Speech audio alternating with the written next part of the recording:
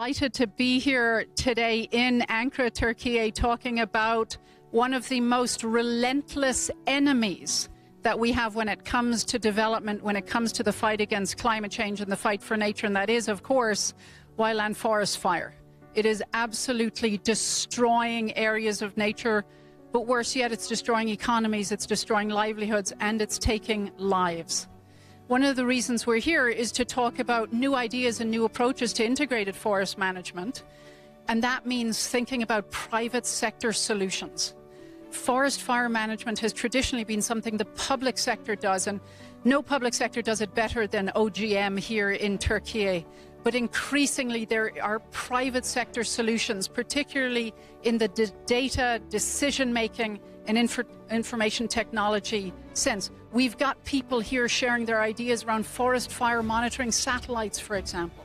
What does that look like? How can we make sure that detection happens earlier? Because when we talk about forest fire management, we spend a lot of time talking about forest management, about fuels management. That's important. But we also need to talk about prevention, because prevention matters. Avoided cost matters at a time when there's so little fiscal space for governments to have to respond to disaster after disaster. Turkey saw that here with the huge fires in 2022. Other countries see it all the time. And that's part of the work of the World Bank. Is we're here to make sure that our capital, our convening services and our technical assistance is deployed to find the least cost approaches to integrated forest management. It means making sure we can help with technology transfer.